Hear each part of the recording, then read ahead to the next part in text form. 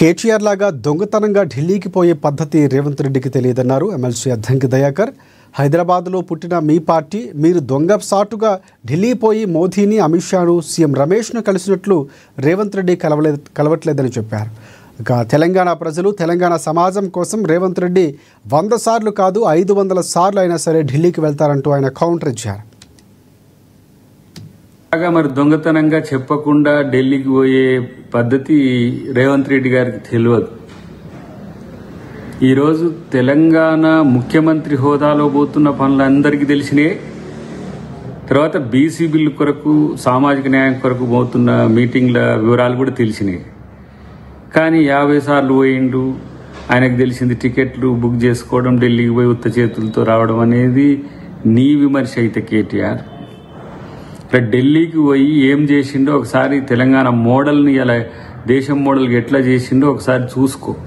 మీకు ఎంతసేపటికి రంధ్రాన్వేషణ, హాస్యదృష్టి తప్పితే మీకేం తెలుసు? ఫస్ట్ హైదరాబాద్లో పుట్టిన పార్టీ ఢిల్లీకి పోయి దొంగచాటంగా మోదీని, దొంగచాటంగా అమిత్ షాను, దొంగచాటంగా సీఎం రమేష్ను, ఇట్లా దొంగచాటు వ్యవహారాలు మీకు తెలిసినట్టుగా మరి రేవంత్ రెడ్డి గారికి తెలియవు.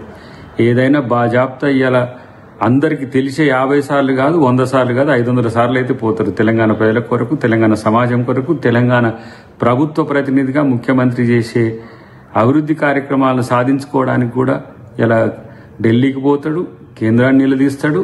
మిమ్మల్ని ఏ విధంగా మెడలు వంచి ఇలా మిమ్మల్ని రాజకీయ పతనం చేసిండ్రో అట్లనే తెలంగాణ అభివృద్ధి కొరకు అదే మొక్కవోని దీక్షతో రేవంత్ రెడ్డి గారు చిత్తశుద్ధితో ఉండనేది తెలంగాణ ప్రజలకు అందరికీ తెలుసు. రామచంద్రరావు గారు చేస్తున్న స్టేట్మెంట్స్ చూస్తే తన అజ్ఞానాన్ని ఆయనే చెప్పుకుంటున్నట్టుగా కనబడుతున్నది. ఇలా మీది 5 మంది బీసీలను చేసిన చరిత్ర మీది అంటుండ్రు కదా. 10ల సంఖ్యలో కాంగ్రెస్ చరిత్రలో బీసీ ముఖ్యమంత్రులు చేసిన చరిత్ర. ఇలా మీరేమో బీసీలు పార్టీ అధ్యక్షులుగా ఉంటేనే వాళ్ళని మార్చి మీరు వచ్చిన చరిత్ర మీది. ఇవాళ ఇక్కడ బీజేపీ బీసీల గురించి మాట్లాడే నైతిక హక్కు కోల్పోతుందని ఇలా మాట్లాడడం తప్పితే మరొకటి లేదు. ఇలా మా పార్టీ అధ్యక్షుడు ఎవరు?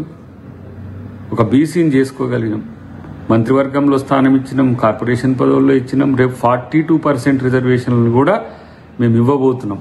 ఆ ఇస్తే క్రెడిబిలిటీ బీసీలంతా కాంగ్రెస్ వైపు ఉంటారనే ఒక ఆలోచనతోని మీరు చేస్తున్న దుష్ప్రచారాన్ని, దానికి మతం రంగు పులిమి, దానికి కులం రంగు పులిమి, ఏదో ఒక తీరుగా గతంలో మండల్కు కమండల్ మూవ్మెంట్ అని తీసుకొచ్చి ఏ విధంగా బీసీల నోట్లో మట్టి కొట్టిండ్రో ఇలా తెలంగాణలో తెచ్చిన రిజర్వేషన్లను కూడా అదే విధంగా మట్టి కొట్టాలని చూస్తున్న బీజేపీకి బీసీలు బుద్ధి చెప్తారు. బీసీల ద్రోహ పార్టీగా ఇలా బీజేపీ వస్తున్న వైనాన్ని రామచంద్రరావు గారు గుర్తిస్తే మంచిది. ఎందుకంటే మేము కేంద్రంలో అన్ని మంత్రులు ఇచ్చినాము, రాష్ట్రంలో ఇట్లా చేసినాము, బీసీలను ఫస్ట్ తెలంగాణ కోసం రైతు సంక్షేమానికి